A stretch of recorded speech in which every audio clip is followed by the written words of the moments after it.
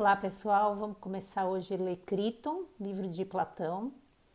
Eu quero fazer uma pequena e rápida reflexão antes da leitura, muito rápida, que é o seguinte: muitas vezes a gente vê as histórias, né, as coisas que aconteceram no passado, quase como se fosse uma novela. Até eu fiz uma brincadeira sobre isso, né? Parece uma novela essa história aqui. Só que ao fazer isso, muitas vezes a gente não extrai da história os grandes ensinamentos. Por que é importante esse livro? Por que é importante Sócrates, Platão? São homens que aportaram muitas coisas para a humanidade e no momento em que eu começo a entender esse aporte, eu começo a visualizar isso e perceber como é que eu posso atuar de uma maneira diferente e eu ser um fator de ser um fator de transformação, né? Ter a minha transformação pessoal e ser um fator de transformação para a comunidade na qual eu estou inserida. Se eu não faço isso, eu estou ali só lendo mais um livro, né? Então, qual é a ideia? É realmente a gente se colocar nessa postura de aprendizes para que a gente possa evoluir um pouco mais como cidadão, como pessoa. E eu ouvi agora uma frase linda que eu vou compartilhar com vocês, que é um ato de compaixão com a humanidade. Isso me tocou profundamente. Quando a gente passa a se comportar de outra forma, a gente passa a ser um agente de transformação, e eu não sou esse agente ainda, né, mas estou aqui no meu caminho de aprendizado, pelo menos de vontade, mas quando a gente faz isso, a gente de alguma maneira coloca os nossos interesses pessoais e egoístas à parte e passa a viver para um objetivo mais amplo de construção do mundo. Se a gente não aprende com o passado, a gente vai repetir as mesmas coisas, tanto na nossa vida pessoal quanto na nossa vida coletiva, até que aprenda. Então ficamos andando em círculo. A ideia é que a gente vai fazendo esse movimento da espiral, né? Subindo para cima. Então, e aqui para o cima, para o máximo, né? Da pirâmide, né? A gente só sobe para cima, né? Vamos lá então começar o Criton. Esse livro aqui ele foi escrito em 398 a.C., lembrando que Sócrates morre em 399 a.C. e esse livro narra exatamente o momento onde Criton, aluno de Sócrates, vai até a prisão antes dele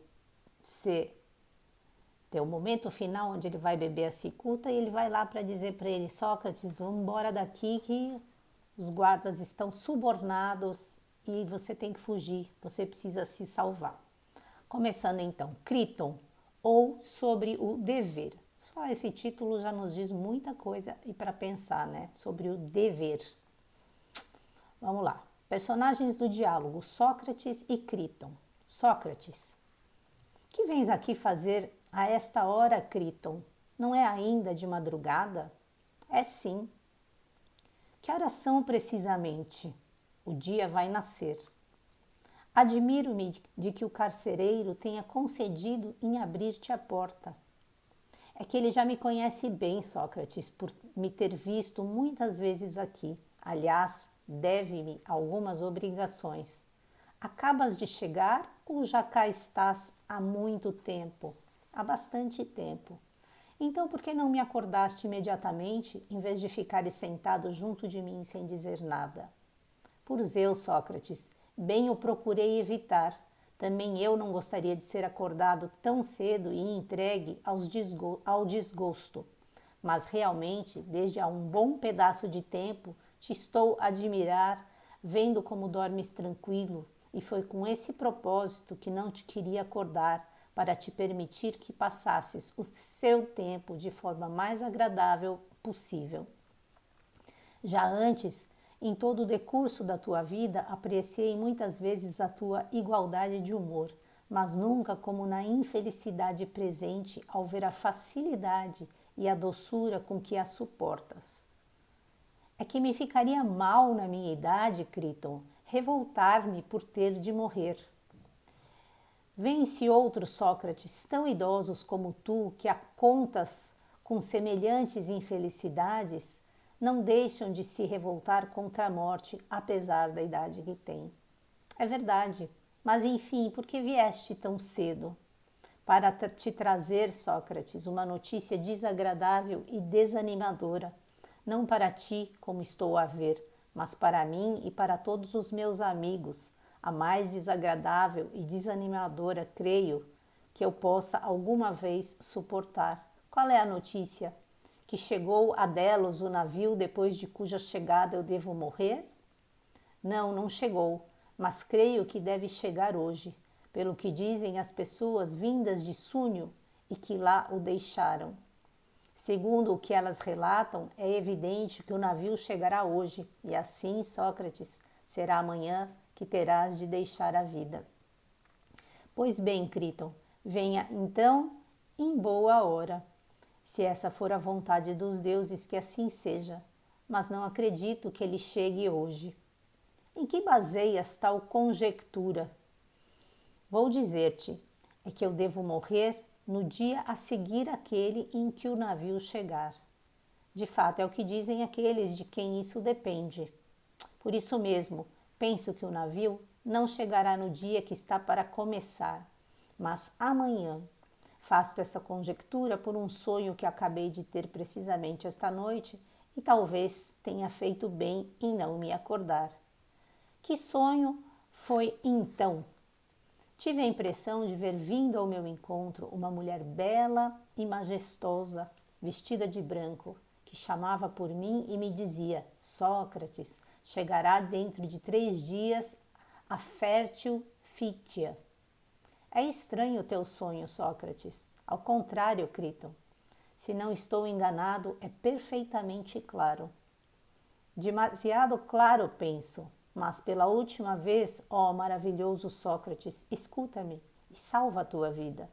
É que para mim a tua morte arrastará mais de uma desgraça, além de eu ficar privado de um amigo, como, com toda certeza, não voltarei a encontrar, muitas pessoas que nos conhecem mal, a ti e a mim, irão supor que eu teria podido salvar-te se tivesse consentido em pagar para o conseguir, mas que não me preocupei com isso.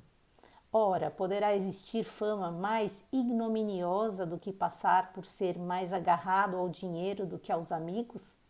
A maior parte das pessoas não vão acreditar que foste tu que recusaste sair daqui a despeito das nossas insistências. Vou dar uma pausa rápida. Então aqui, primeiro, como eu falei ontem, na verdade existia um barco, que ia a Delos, a um navio, e durante todo o percurso dessa ida a Delos, que era para comemorar a vitória sobre o Minotauro, que antes comia cidadãos, tinha que se fazer a oferenda até que o Minotauro ele foi morto por Teseu. Então, durante esse percurso não havia sacrifícios em Atenas e por isso Sócrates está esperando, mas como aqui ele está chegando, já se sabe então que no momento que ele aporta, pronto, aí já está autorizado. Então, Sócrates aqui, como eu já falei na introdução, ontem, na primeira parte, ele diz, bom, na verdade não é bem assim, ele não está a chegar, ele vai chegar um dia depois, porque eu tive um sonho, e ele sonha com essa mulher de branco que cita, a fértil Fítia.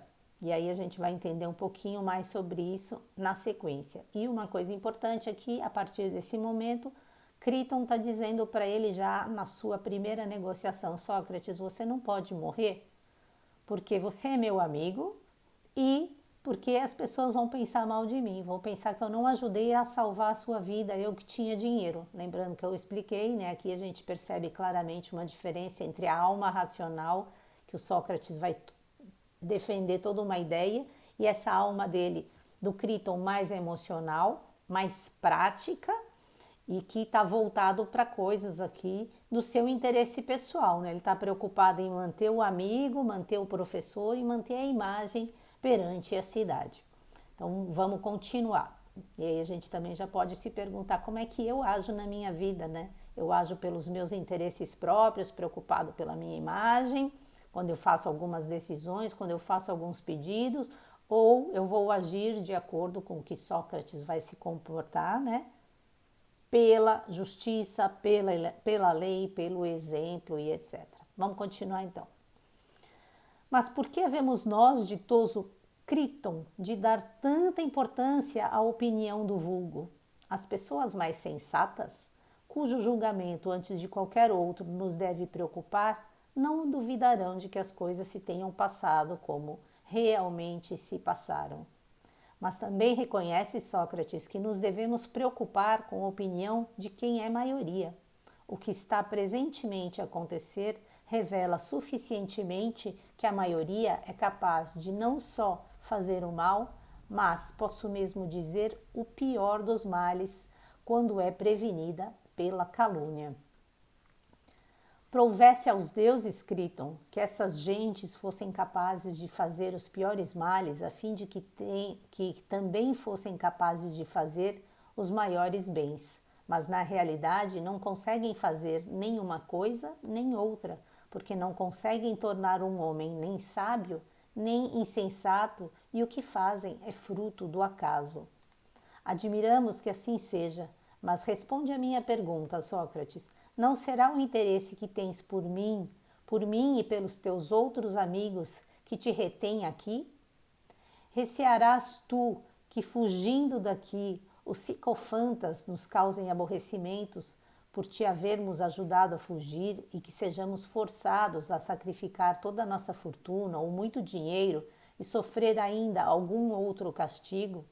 Se tens algum receio desse gênero, põe de lado, porque para te salvarmos, o nosso dever é correr este risco, ou outro ainda mais grave, se for necessário. Vamos, dá-me ouvidos e não digas que não.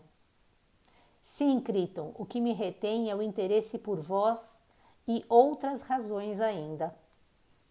Então, quanto a isso, fica sossegado, pois que não pedem muito dinheiro para te salvar e retirar daqui.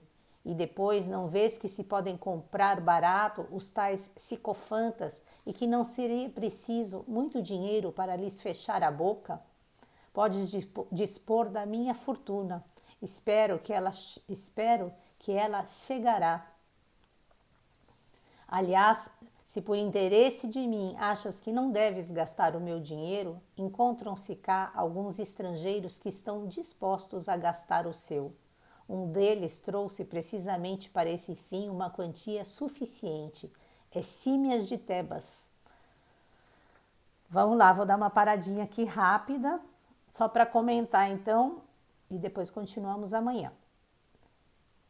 Sócrates aqui conversando com o Críton e ele diz: estou disposto a pagar qualquer coisa, você está preocupado com isso, que se a gente te ajudar a fugir, Sócrates, depois a gente vai ser castigado por isso, a gente vai ter que gastar toda a nossa fortuna subornando outras pessoas.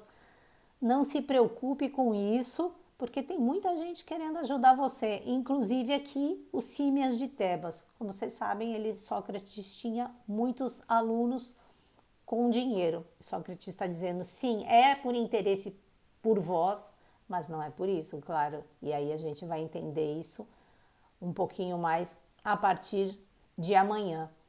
Lembrando aqui que Sócrates acredita nos deuses, ele ouvia as vozes. Então, o que está acontecendo ali, ainda que tenha sido feito pelos homens, pela maioria, para Sócrates existe uma lei que é uma lei divina. Então, se algo está acontecendo fora da casinha, vamos dizer assim, daquilo que se esperava, está tudo bem também, né? E a gente vai entender isso aqui um pouquinho maior. Ele não vai agir, e isso não é spoiler, isso aqui é o básico que a gente já sabe, né? Ele vai morrer e ele não vai agir por interesse próprio, nem pensando simplesmente em agradar os amigos. E outra coisa aqui, ele não se preocupa também, o Sócrates, com a opinião da maioria. Isso é fundamental. Apesar dele respeitar o que está sendo dito, ele está respeitando a sentença de morte, ele não se importa com a opinião. Tanto que, se importasse, teria parado de fazer esse trabalho que ele acreditava tanto necessário para educar os jovens e todas as pessoas da cidade de Atenas. Tá bom? Continuamos amanhã então. Beijos para vocês, pessoal. Até amanhã. Bye, bye.